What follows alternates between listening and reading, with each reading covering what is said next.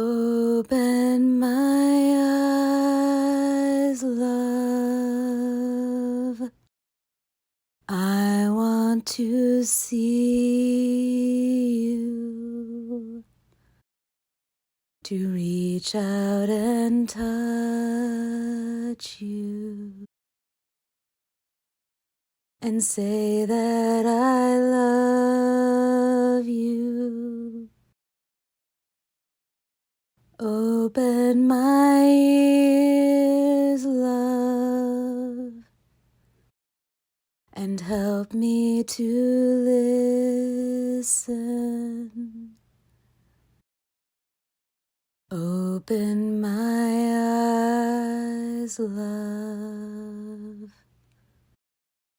I want to see you.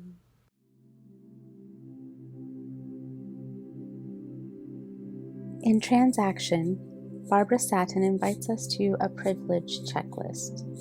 Many of us have done these before. Many of us are very familiar. Many of us have found them nourishing. Many of us have found them unsettling. Many of us don't like them. Many folks struggle with the word privilege. We use it so often. Are we meant to be ashamed of our privilege? Does privilege mean that we've had an easy life? If someone is not included in privilege, does it mean that they are not empowered? That they are less than? Is privilege something some of us celebrate having? Is it something some of us are ashamed of? Do we work to strip away our privilege? There's so many important questions that crowd our souls to make talking about privilege uncomfortable, even for those of us who want to be comfortable with the concept. There are so many questions about privilege that threaten to close down the conversation. For today, I invite us to lean into the idea that privilege means simply that while life may be hard for all of us in some ways, it's not hard because of whatever type of privilege we are discussing at the moment. For example, if we are discussing white privilege, it does not mean that white people never experience oppression, but that being white is not the thing that has caused our oppression. Or with straight privilege, straight folks may experience all kinds of prejudice and exclusion based on other parts of their identity, but not because they are straight. Privilege is not shameful, but unexamined privilege is harmful. Privilege that does not drive us to wonder how we can be an ally with those without that type of privilege is harmful. Self-knowledge of our privilege that enables us to glimpse into the worlds of others in transformative ways, that is sacred. Self-knowledge of our privilege that drives us to follow the leadership of voices from the margins toward a world where our children and grandchildren will not have varying degrees of privilege, but simply unity as human beings and members of the family of creation. That self-knowledge of our privilege is sacred. And so today, following the lead of Barbara Satin, we invite each other to the sacred work of understanding cis privilege. I invite you to breathe deeply and treat this as a meditation. Consider breathing in, open my eyes, and breathing out, I want to see you. After each point on the checklist. Breathing in, open my eyes. Breathing out, I want to see you. If you are a trans person, this list may invite you to grief. Or if you are someone who loves a trans person, this list may invite you to grief. I invite you to listen to Spirit. Is this a grief you are actually being invited to sit with in this moment? Or is this a moment where Spirit is saying you should skip this portion of our service and rejoin us? Please trust Spirit and you in discerning what is best for you. Again, breathing in, open my eyes. Breathing out, I want to see you. 1. I can use public restrooms without fear of verbal abuse, physical intimidation, or arrest.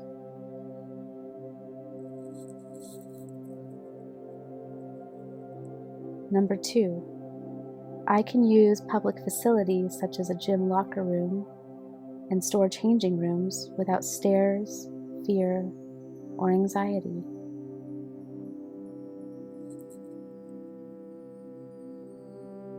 Number 3, strangers don't assume they can ask me what my genitals look like.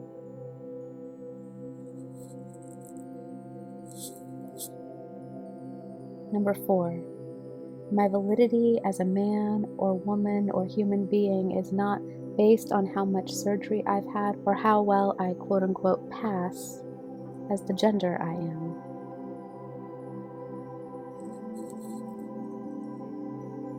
Number 5, I have the ability to walk through the world and generally blend in, not being constantly stared at or gawked at, whispered about, pointed at, or laughed at because of my gender expression.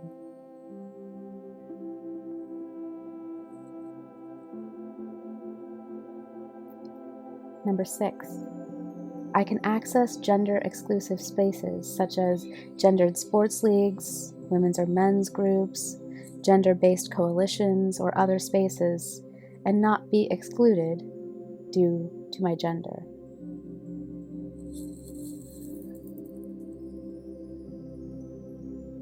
Number 7, strangers call me by the name I provide and don't ask what my quote-unquote real name or birth name is, and then assume that they have the right to call me by that name.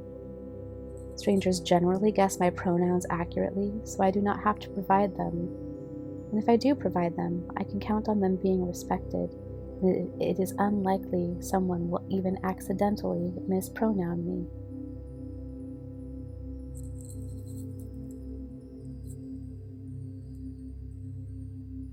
Number 8, I can reasonably assume that my ability to acquire a job, rent an apartment, or secure a loan will not be denied on the basis of my gender.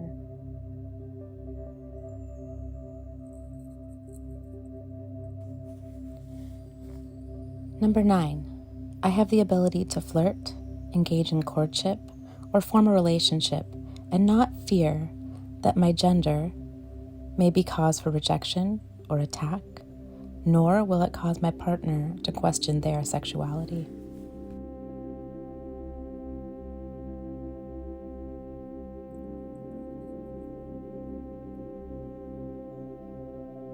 Number 10, if I end up in the emergency room, I do not have to worry that my gender will keep me from receiving appropriate treatment, or that all of my medical issues will or will not be seen as a result of my gender.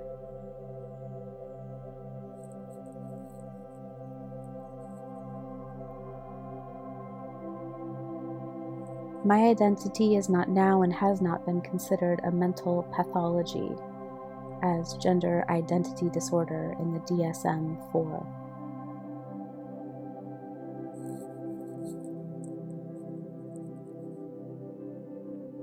Number 12, I have the ability not to worry about being placed in a sex-segregated detention center, holding facility, jail, or prison that is incongruent with my identity.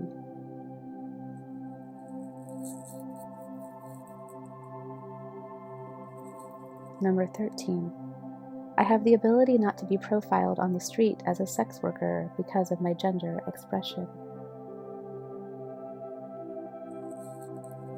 Number 14, I am not required to undergo an extensive psychological evaluation in order to receive basic medical care.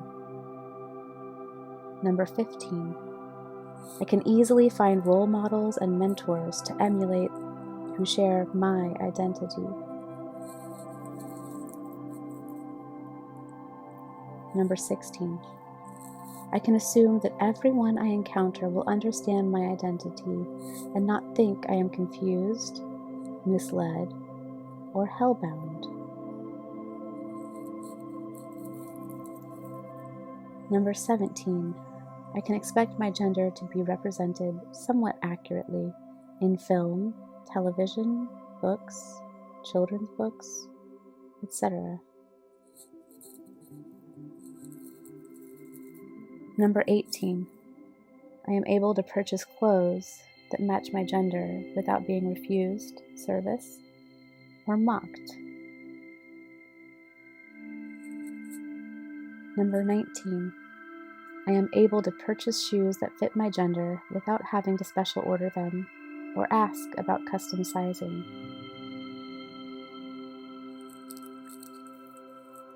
Number 20. No stranger checking my identification or driver's license will ever insult or glare at me because my name or sex does not match my gender they expected. Voter ID laws do not make me wonder if I will be ridiculed or unsafe at the ballot because of my gender.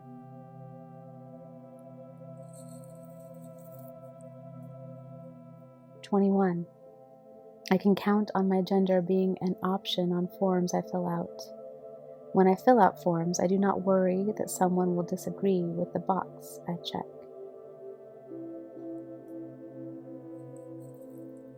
Number 22. I do not fear that police will respond negatively to my gender. Number 23. I can go places on a whim and count on there being a restroom that is safe and appropriate for me to use. Number 24. I have never had to convince loved ones or my family of origin of my gender.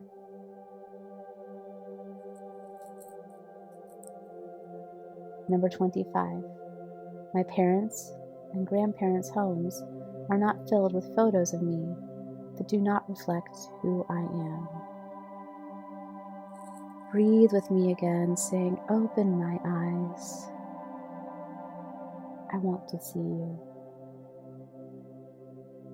Open my eyes. I want to see you. Open my eyes. I want to see you." Today, we invite each other to the sacred work of understanding cis privilege. Today, we remember that self-knowledge of our privilege, if it drives us to follow the leadership of voices from the margins toward a world where our children and grandchildren will not have varying degrees of privilege, but simply unity as human beings and members of the family of creation, is sacred work. Today, we remember that self-knowledge of our privilege that enables us to glimpse into the worlds of others in transformative ways is sacred work. Open my eyes. I want to see you. I now invite you to share a word or a sentence describing how this exercise has impacted you.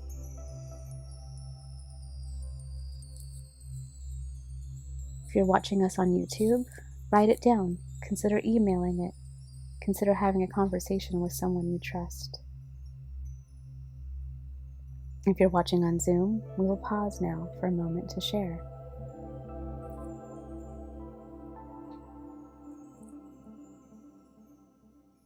And now, I invite you to share a word of hope.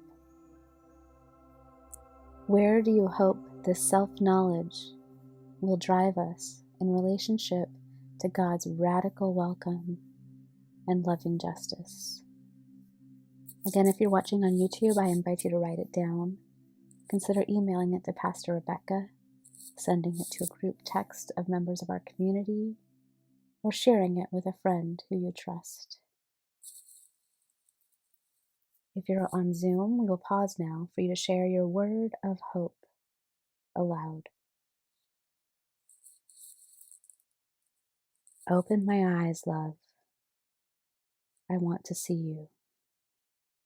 Amen. Open my eyes, love. I want to see you. to reach out and touch you and say that I love you. Open my ears, love, and help me to listen. Open my eyes, love. I want to see